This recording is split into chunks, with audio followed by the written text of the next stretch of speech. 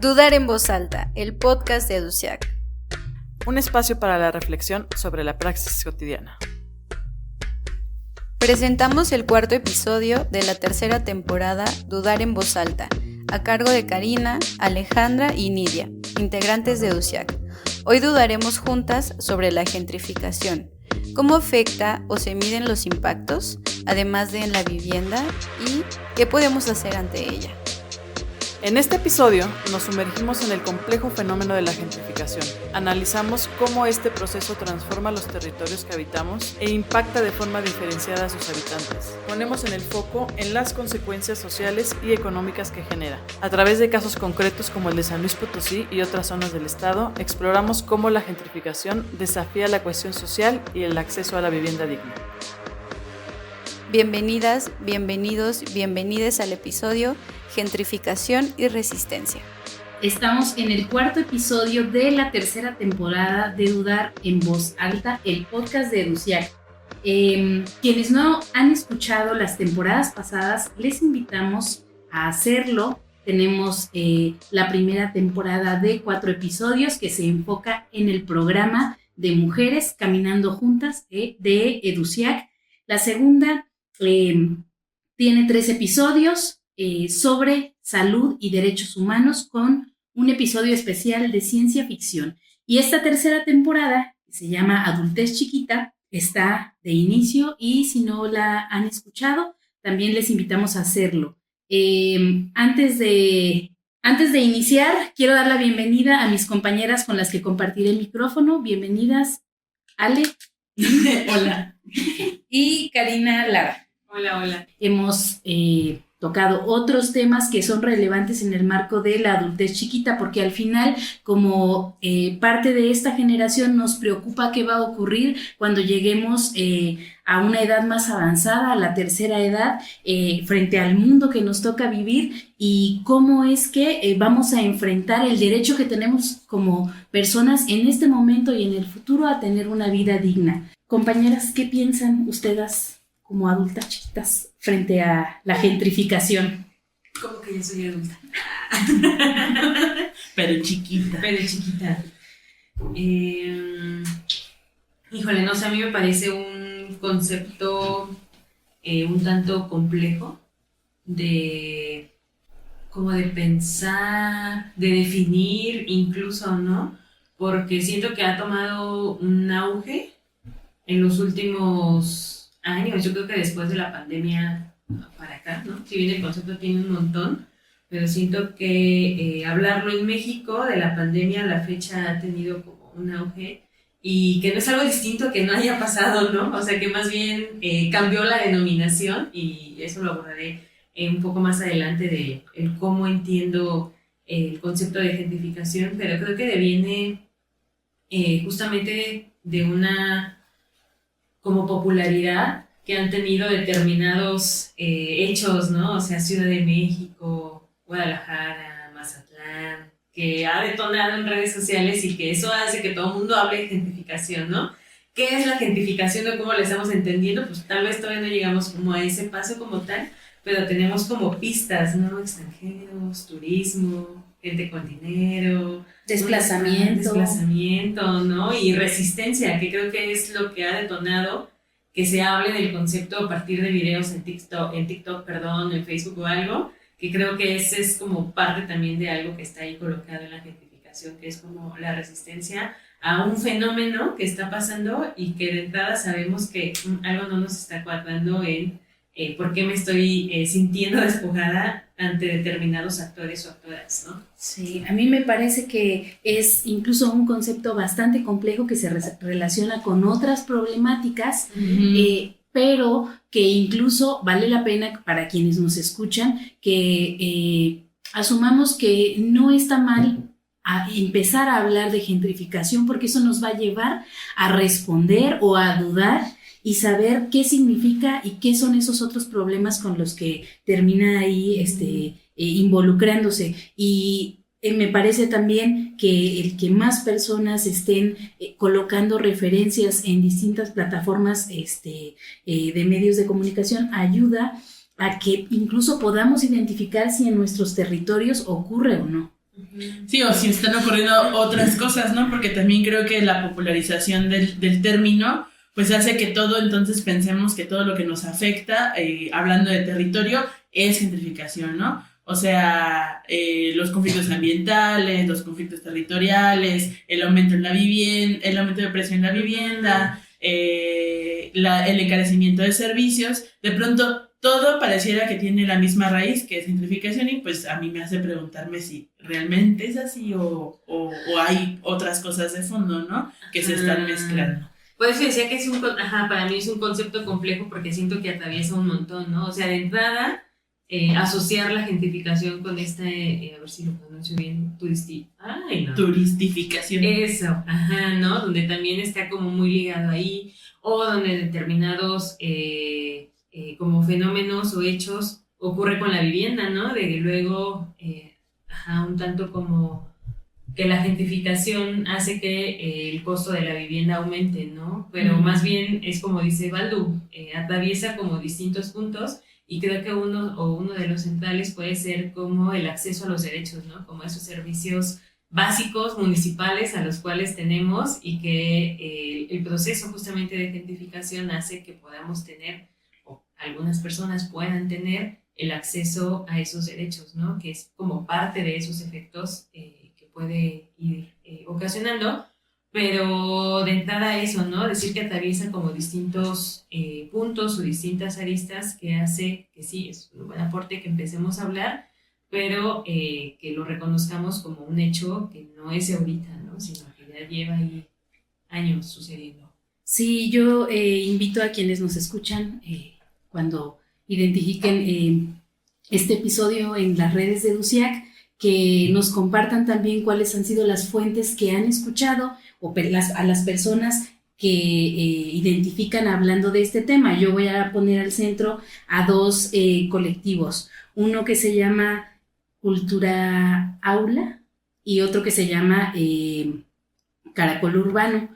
Ambos están en Guadalajara y lo que señalan es que la gentrificación, como para distinguirla de otros fenómenos, sucede cuando hay un proceso de renovación y reconstrucción urbana que se acompaña de un flujo de personas de clase media o alta que desplaza a los habitantes anteriores que en muchas ocasiones pueden vivir en condiciones empobrecidas en esas áreas que son intervenidas. Entonces, frente a esto, yo también comienzo como a identificar la pregunta de cómo es que observamos que un espacio se está gentrificando, ¿no? Creo que ahí tiene justo como esos signos, ¿no? De decir,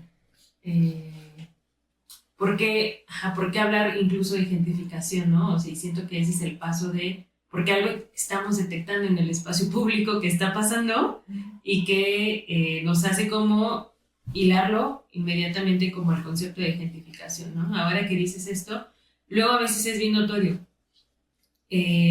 Como el cambio principal en estas como estructuras o arquitectura, incluso colores que se usan en unas calles, ¿no? De que ahora todo es color beige, menta, magenta, ¿no? O muy rosa mexicano para un tanto exaltar como esas tradiciones mexicanas.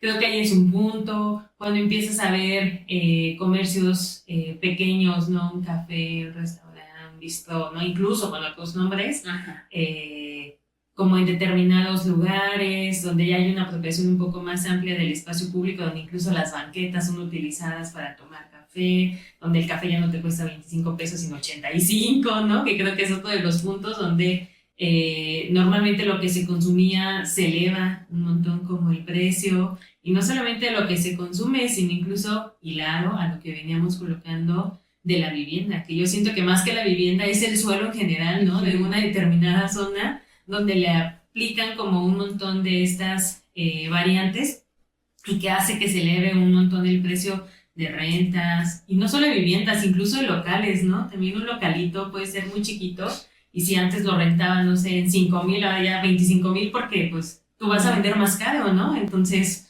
pues ahí te sale como el costo, y siento que entre eso, que por ahí yo encuentro como como la cuestión un tanto de fondo es esto que les comentaba de los servicios principalmente municipales, ¿no? Están alumbrados, tienen agua, se hace lo posible porque cuenten con pavimentación, con alcantarillado. Es decir, todos esos servicios municipales básicos, ese acceso a derechos que tendríamos que tener todas las personas, lo reservan como a zonas específicas donde justamente ocurre este fenómeno, ¿no? Con estas variables.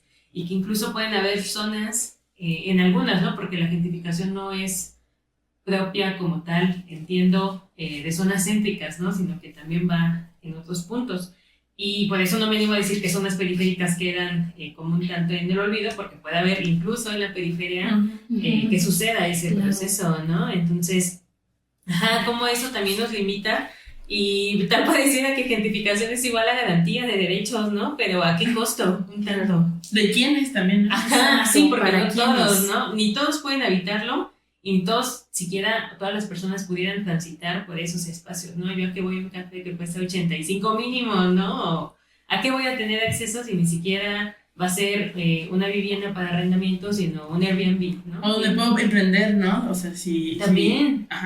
Si voy a emprender un negocio y pues estos locales han aumentado de costo, pues me toca trasladarme a una zona que puedo pagar, ¿no? Y entonces el emprendimiento local o negocios como frutería, ¿sí me explico? Como de la propia tierra, pues se van trasladando a otros lugares porque ya no son costeables, ¿no? Sí, yo, por ejemplo, invitaría a dudar sobre la gentrificación de pozos, por mencionar, ¿no? Hablaremos de otros, pero ¿qué está pasando en esta lógica de municipalidad, pero también de todo el complejo, como bien señala Karina, de no solo espacios de vivienda, sino del acceso al suelo y la propiedad? ¿Qué está pasando con las personas que han vendido parte de ese terreno y para quiénes está sirviendo el acceso a esos espacios? ¿Cómo es que la dinámica se está cambiando? Y no es que nos guste en una lógica como de añoranza, sino que tendríamos que identificar, como bien señalaron, cuáles son las lógicas o si está ocurriendo una situación de desplazamiento de qué residentes, ¿no? Si se está transformando el paisaje urbano o un cambio justo, ¿no? Como de condiciones y de acceso de personas a un nivel adquisitivo distinto. Por ejemplo, no sé, en Baja California, las rentas de los espacios ya se están cobrando en dólares, ¿no? Y entonces hay personas o grupos de personas que miran esta situación desde una lógica individual, y entonces si yo tengo una propiedad, me va súper bien, y entonces yo defiendo la gentrificación porque digo, antes cobraba en pesos y ahora cobro una renta en dólares, o antes cobraba por un local, no sé, 800 pesos y ahora cuesta 3,000 pesos, porque esto ya se modernizó y se siente el cambio.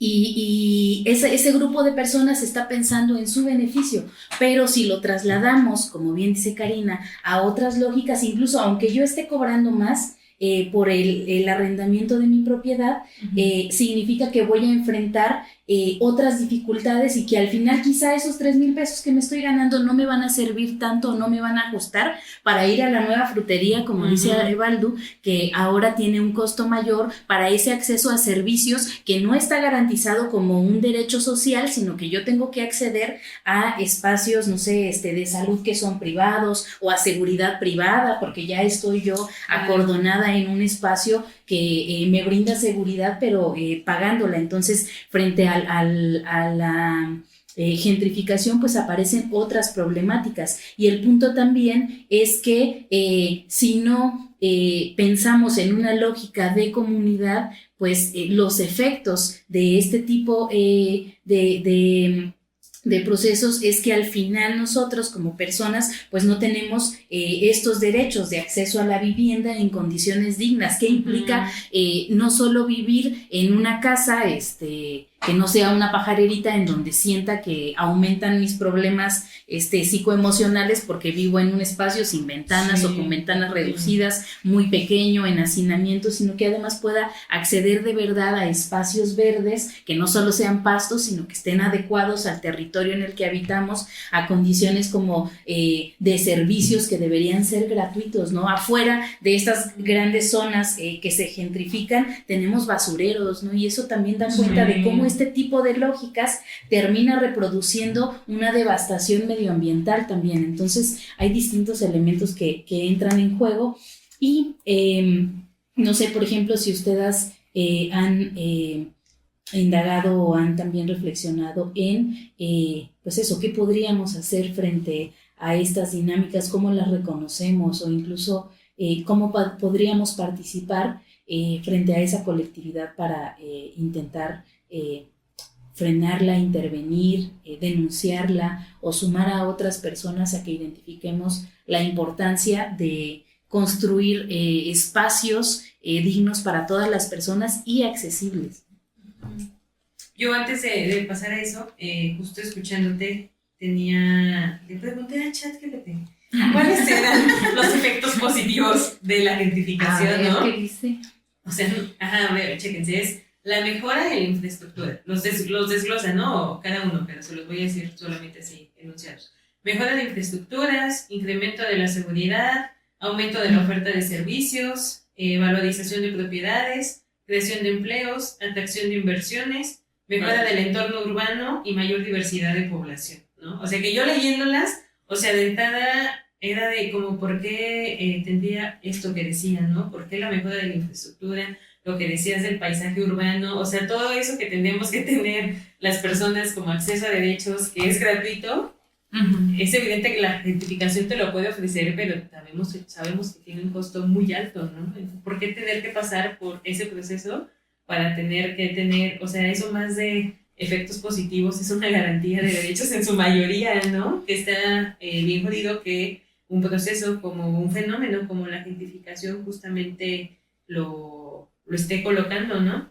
Y aprovechando también los efectos negativos, estaba el desplazamiento de los residentes, la pérdida de una identidad cultural, el aumento de la desigualdad, cambio en la oferta de los servicios, tensiones sociales, escaso acceso a la vivienda asequible y aumento en la criminalidad y la vigilancia, ¿no? Que siento que también luego son como parte de estos pasos que en algún momento fuimos colocando al hablar de gentrificación, que era de, pues es un fenómeno que no es de que suceda de la noche a la mañana, ¿no? Sino que empieza a suceder como distintas cosas en el espacio público, y una de las principales es como el abandono, ¿no? El pensar que esa zona no tiene, digamos, como esa plusvalía, y entonces vamos a empezar a abandonarla, que no renten, no hay que pagar los locales que están solos, ¿no? Como empezar a desalojarla para que después lleguen pues gente con dinero o inmobiliarias en su mayoría, y entonces le inviertan y digan, no, esta zona tiene algo que ofrecer, ¿no? Y ¡pum! O la gentrificación. Ahí aparece, ¿no? Y siento que luego son como pasos muy malvados, ¿no? De rescate, que lo venden un tanto como rescate del espacio público cuando pues tiene la vuelta, ¿no? Si ves la otra cara de la moneda. Sí, yo pensaba como... Ay, es que como que tengo ahí dos ideas empalmadas. Por un lado, me recordaba mucho, no me acuerdo si es Rosana Reguillo quien habla como de las fronteras simbólicas, ¿sí, verdad? Y como habla de lo público, privado, privado y lo público, privado, ¿no? Y entonces siento que, y bueno, lo que pasa aquí en San Luis, como en las zonas periféricas, como Escalerillas, Pozos, ahora más recientemente... ¿cómo se llama? Hacia la salida de Guadalajara. No me acuerdo. Escalerillas. Ahorita me acuerdo cuál. Bueno, por allá, Villa Magna y todos esos lugares, ¿no? Que pues eran Capulines. Capulines, que eran lugares de personas como pues que quizá parte de su actividad económica tenía que ver con el campo, ¿no? Uh-huh. Entonces, siento que cuando llegan estas inmobiliarias pues a comprar, o sea, el campo encarecido, siento yo, ¿no? Pues al que hay que invertirle un montón de dinero y que a lo mejor ni siquiera está siendo redituable para la vida de las personas que tienen ese ingreso económico, y entonces una ciudad que dice, pues lo nuevo, lo de hoy es la industrialización, y ahí vas a encontrar el buen trabajo está en la industria. Entonces es como vamos a hacer toda la infraestructura pública para que esa industria tenga lugar, ¿no? Uh-huh. Y entonces pareciera que lo que nos sostiene es el trabajo industrial y no todo lo otro que adquirimos con ese trabajo, ¿me explico? Sí. La comida creada cultivada, etcétera. Entonces, me estoy desviando, pero regresando. No, tiene sentido. Regresando, todas, o sea, como que las inmobiliarias llegan y dicen, bueno, yo te ofrezco tanto dinero para construir en este espacio que tú ya no puedes sostener.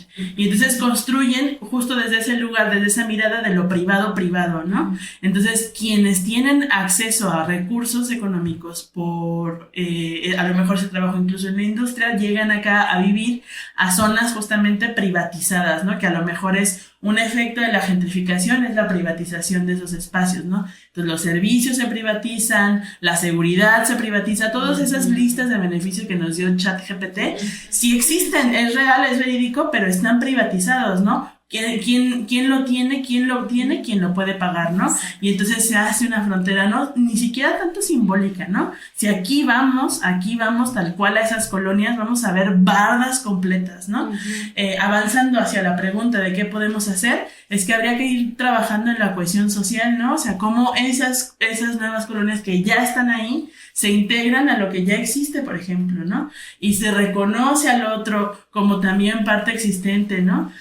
Cómo se diluyen las fronteras justamente de lo privado y lo público, ¿no? Porque quienes no viven en esos terrenos donde te venden todo un estilo de vida seguro, no sé, con áreas verdes, alberca, todo lo que no hay, del otro lado, pues no, eso no se vuelve pues el clásico ejemplo de Monterrey, ¿no? De San Pedro Garza García y su línea divisora, ¿no? O sea, es un poco ese modelo se va repitiendo como en otros estados que no son solamente los ya clásicos de la gentrificación. Yo siento que no te fuiste a otro lugar. Creo que es muy pertinente como pensar en ese proceso histórico que es el que facilita, cuando no tenemos memoria, facilita que esta invasión o estas formas muy violentas de llegar al territorio y modificarlo, ocurren porque la gente no sabemos justo, ¿no? Quiénes estaban antes de nosotros, por qué estaban, cuál es su relación con el espacio. Sobre todo, pienso en nosotros que tenemos que estar rentando en distintos territorios y que no conocemos quiénes son nuestras personas vecinas, que no conocemos las problemáticas, las necesidades o incluso las alegrías que podríamos compartir con las personas que habitan ya no en nuestra colonia, si quieren en nuestra manzana, ¿no? ¿Quiénes son esas personas? Y nos vamos y nadie se da cuenta de quién se fue, de quién llegó, es una persona más, no es nuestra casa, no procuramos los espacios en donde estamos. Entonces hay una lógica de desvinculación con esos territorios y en realidad sí nos pertenece. Si a nosotros nos gusta vivir en el centro, deberíamos generar condiciones para continuar habitándola y que las personas que vienen también lo hagan. Si nuestros padres nacieron en una colonia, aunque hayamos rentado el territorio, nos corresponde de igual manera seguir viviendo en ese espacio. No tendríamos que desplazarnos a un lugar más lejano. Y todo esto que contaste, que me recordó también a la noticia de estas personas de las privadas bien enojadas porque había vacas pastando en este lugar, pues que cuesta, ¿cuánto te costará una casita ahí? ¿No? Unos 3 milloncitos. Exacto, pero al final, pues esos eran los terrenos donde se alimentaba el ganado. O sea, en realidad, pues ¿quién quién está invadiendo a quién, ¿no? Y entonces las vacas muy revolucionarias fueron a apropiarse del lugar que históricamente les corresponde. A mí eso me pareció maravilloso, como vacas vaqueras, pero muy marxistas. Exacto, y digo, ¿qué ejemplos nos ponen los animales? Nos deberíamos de comer, y del otro lado, Puerta de Piedra, o sea, no vamos tan lejos, ¿no? Ajá. Cuando hablas de estas murallas, no hay que pensar en esta división, que hay un territorio muy marcado en Perú, por ejemplo. Vamos a Puerta de Piedra, el shock que te genera entrar a ese lugar y luego salir del mismo, ¿no? Y como también esta desigualdad, sobre todo se hace evidente en la inseguridad, y entonces pues ahí nos damos cuenta de cómo es que en esos territorios que pareciera que tienen pastito que nunca se seca, y condiciones de seguridad, pues también implican un pago, que son derechos a los que debiéramos acceder, derecho al medio ambiente sano, derecho a la seguridad pública. Entonces también va dividiendo, ¿no? Como las posibilidades de quién puede acceder, y pareciera que nos hace pensar que para tener una vida digna pues hay que trabajar un montón para pagarla, ¿no? No va por ahí del todo. Y yo sigo como rescatando, que incluso tú lo dijiste en alguno de esos momentos random, Paldo, como esta deuda histórica que tenemos con Cerro de San Pedro, ¿no? Un territorio que fue mutilado en su medio ambiente, y que ahora también pasa por un proceso de gentrificación. Ya parece que si no llevas tu sombrerito no entras, ¿no? Y que... buenos domingos, ¿eh? Ajá, sí, claro, los demás días no. Los demás días vuelve a esta, incluso, ¿no? A esta continuidad de despojo de la tierra, ¿no? De abandono. Entonces, creo... Bueno, y hay que decir porque que ese despojo pues viene de un interés económico del Estado, ¿no? O sea, el interés económico del Estado de que una minera extranjera pusiera ahí, ¿no? Justamente a raíz o más bien sobre pretexto de vamos a emplear a toda la comunidad en esta... Y bueno, y tiene consecuencias, ¿no? O sea, digo, tuvo una gran consecuencia medioambiental, pero también... Ajá, pero actualmente a mí me sorprende mucho cómo, y se me hace muy fuerte, ¿no? O sea, cómo ir a ver un ecocidio se vuelve un aspecto turístico, sí, ¿no? O sea, hay tours para ir a ver el cráter que dejó, la muerte, no la muerte. Tienes que ir a Chernobyl, aquí tienes en cortito. Ajá, y te la cobran, ¿no? O sea, te cobran el tour por el cráter horrible. Pero no te dicen que hagas con el cianuro. No te dicen, no, claro que no hagas pisando. Exactamente, ¿no? Y es como, o sea, se me hace muy loco como incluso, pues eso, ¿no? Hay personas que, pues, buscando trabajo dicen, pues sí, yo voy a ser guía de turistas del ecocidio, ¿no? Sí, por eso, yo me quedé pensando en esto que decías de las murallas de lo privado, de la seguridad privada, ¿no? Como toda esa organización, donde el Estado también juega ahí un papel como sí, bien clave, ¿no? O sea, este es el ejemplo de Cerro San Pedro, pues también está ahí como bien claro, ¿no? Como dejó entrar a la minera y deja que actualmente esté el museo, estén estos, ¿cómo se llama? Estas guías, ¿no? Pero que dices, ay, sí, de este lado está como lo que pasó, pero mejor voltea acá, a unos cuantos metros nada más, donde tenemos el pueblo mágico, ¿no? Como las acciones que hace el Estado. ¿Y cuál pueblo? Juega sí, ¿no? O sea, si tú volteas a ver, pues realmente en menos de media hora, eso que llaman pueblo mágico lo terminas de recorrer, ¿no? Pero ¿qué pasa con quienes habitaban ahí o las comunidades que están ahí? Porque eso no está en el museo, ¿no? Claro. En esa narrativa que están tratando de construir, eso no está. Exacto. ¿No? Y uno quiere voltear a ver, que esa es otra de las cuestiones, ¿no?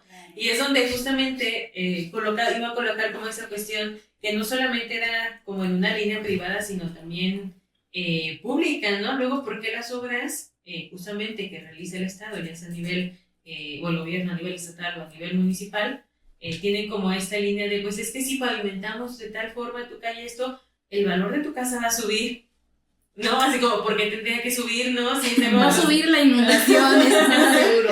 Es lo que no sabían. Como San Miguelito. Sí, porque las coladeras son muy feas, bebé, y no se ven bien en tu nueva colonia mágica. Al turibús no le gusta. Al turibús no le gusta. La coladera.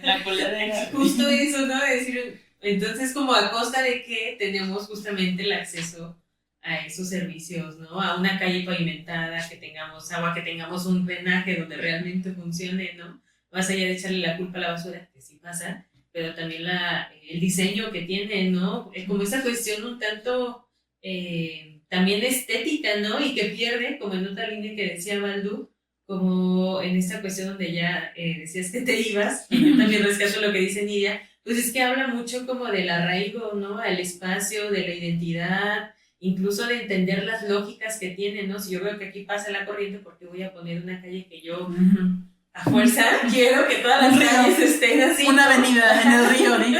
Cuando después tiene como esos resultados, ¿no? Es como también entender o el querer imponer políticas o acciones u obras para todos igual, ¿no?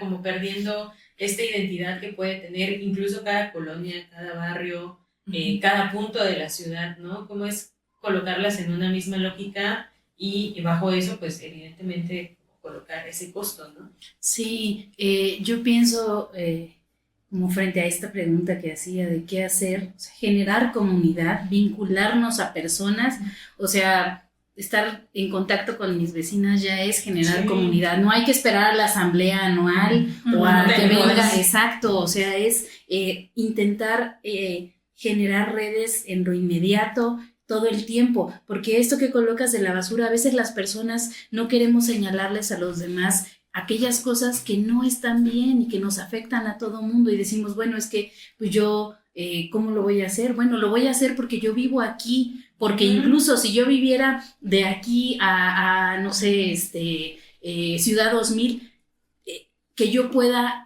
trasladarme en condiciones seguras, que yo pueda apreciar un entorno urbano agradable, también es mi derecho. O sea, yo tengo que involucrarme en que no se tire basura, que no haya baches, que no haya condiciones de transporte público deficientes, que yo pueda trasladarme en cualquier medio que decida sin que eso sea una limitante. Claro que nos implica y a mí me lleva todo esto que mencionas como a esta urgencia de generar eso, comunidad, de reconocer cuáles son nuestros derechos, los que ejercemos, porque sí los ejercemos, y no esperar justo, ¿no?, a que ocurran problemas muy graves para entonces intentar solucionar o intervenir. A mí lo que me pareció muy significativo de este colectivo de Caracol Urbano es que ellos señalan casi lo mismo que tú acabas de colocar, Karina, que antes que la gentrificación no es lo que ya alcanzamos a identificar, que ya son espacios que tienen un alto costo y que hay un cambio de la infraestructura, que incluso la gentrificación ocurre antes, cuando comienzan a abandonarse estos espacios y hay una fase de desinversión de las administraciones públicas. Justo. Ejemplo, Carranza, ¿no? ¿Ustedes recorren Carranza en la mañana o en la noche? E identifiquen cuál es ese nivel de abandono, ¿no? En la ciudad de la iluminación hay colonias que no lo tienen. Nuestro premio del árbol requiere que algunos tengan mantenimiento para poder el siguiente año volver a tenerlo, ¿no? Seguir en este premio porque las condiciones, cada que llueve o hay un viento no tan fuerte, los árboles se caen y eso significa que no se les dan condiciones adecuadas. Y las administraciones no han atendido ese tema. La justificación es la ciclovía fea. La ciclovía no está dando las condiciones para que los locatarios puedan sostener los espacios y el comercio crezca. No, hay un proceso de abandono total que no solo tiene que ver con eso, ¿no? Con la presencia de más locales con distintos negocios, sino con esa sensación que nos da incluso de inseguridad y nuevamente las ciclovías son un derecho al que deberíamos defender o que tenemos que defender, pero no son la base del problema, es la justificación que encuentra un sistema administrativo para poder empobrecer más esos territorios. Hay un sitio que todo el mundo conocemos, quienes vivimos en San Luis, que es una casa que está en total abandono, que incluso parece que ha tenido incendios al interior, y que es el ejemplo de esa desatención. No es culpa de las personas que son dueñas de la propiedad, sino también de la administración pública, que debiera generar condiciones para reducir la inseguridad en el espacio. Entonces, para cerrar mi intervención, yo eso invitaría a que pudiéramos en lo inmediato, pues involucrarnos en sostener los espacios en los que ya vivimos para que las condiciones sean dignas y que accedamos a esos derechos que conocemos, ¿no?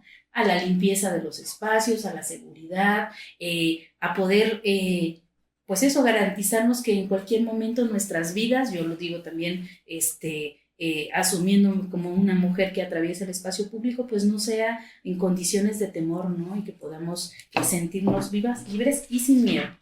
Sí, yo apostaría ahí también a sí generar como comunidad, pero también invitarnos a pensar como estas lógicas en las que luego estamos como inmersas e inmersos, ¿no? O sea, ¿qué implica incluso eso, ¿no? El identificar la gentrificación? O sea, si yo de entrada ya estoy detectando ahí, pues, sí, los costos están bien elevados y todo, y si quiero irme a tomar el café, el té, lo que sea, pues un tanto, creo que un paso pudiera ser consciente de lo que implica eso, ¿no? O sea, que no es simplemente que yo tenga el poder adquisitivo de ir a comprarme el café que se me antoje. O sea, no va. Habrá quien sí lo pueda tener como cotidianamente, habrá quien en momentos, pero que justamente eso tiene un efecto, ¿no? Lo decía Nidia al inicio, como había quien defendía la gentrificación porque, claro, yo podía cobrar en dólares, ¿no? Pero entonces, ¿qué implica? No solamente para mí, sino para las demás personas, el hecho de que yo cobre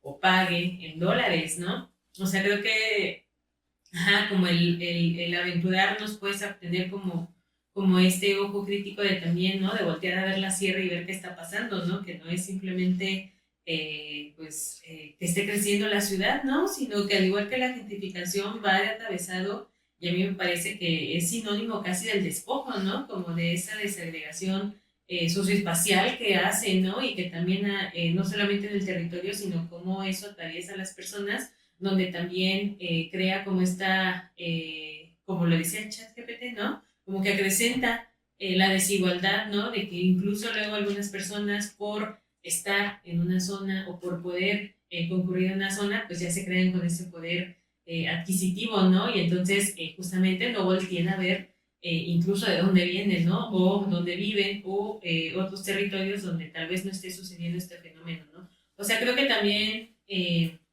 luego es un fenómeno muy visible que si nos damos como una vuelta de 360 grados vamos a poder identificar bien dónde está presente, hacia dónde va y cuáles zonas son totalmente aisladas, ¿no? O no están ahí bajo ese foco. Sí, yo diría historizarnos, o sea, como rescatar la memoria histórica de los territorios que había antes de que fuera esta avenida, que había antes de que fuera esta colonia, quiénes estuvieron acá, ¿no? O sea, porque, no en el afán de justamente como para deshacer también el mito de que la gentrificación tiene que ver con la llegada de extranjeros, ¿no? Uh-huh.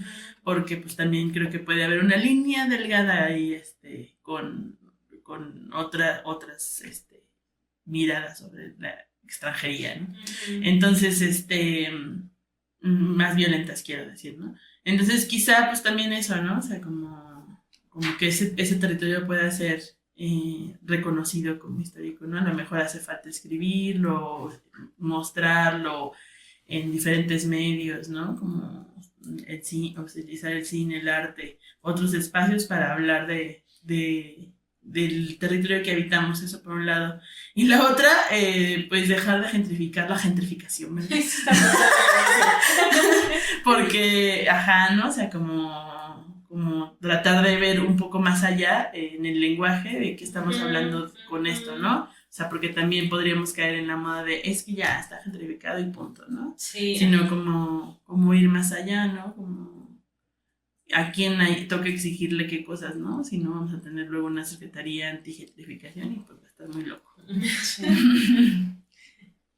Ya para allá van, ¿no? Luego hay cosas como de las leyes que ya están aprobándose. Pero en Ciudad de México, que vuelvo, ¿no? Como ejemplo. No hay ejemplo, ¿no? De donde surge la gentrificación, donde están las leyes, ¿no? Donde ya se tiene. Que está chido, pues, me parece como un acierto que se volteen a ver esas problemáticas. No la gentrificación como tal, sino las problemáticas que están, ¿no? Ya se entendió la cuestión de arrendamientos de la vivienda, pero pues no es lo único, ¿no? Lo que decíamos, gentrificación no es lo mismo a vivienda a un costo alto, sino que tiene como otros efectos e impactos que está bien que se regulen, pues algo debería existir, o existe el derecho, ¿no? Para que atienda como esas realidades, pero pues le falta un montón, ¿no? O sea, dialogar con urbanismo, con geografía, con sociología, ¿no? Donde siento que ahí se acrecenta también, o debería robustecerse como esos argumentos del qué voltear a ver y el cómo regularlo sin que se tenga que crear la Secretaría de Antigentrificación, ¿no? Es que a lo mejor no es la Secretaría, pero sí políticas de inclusión, ¿no? Claro. O sea, porque,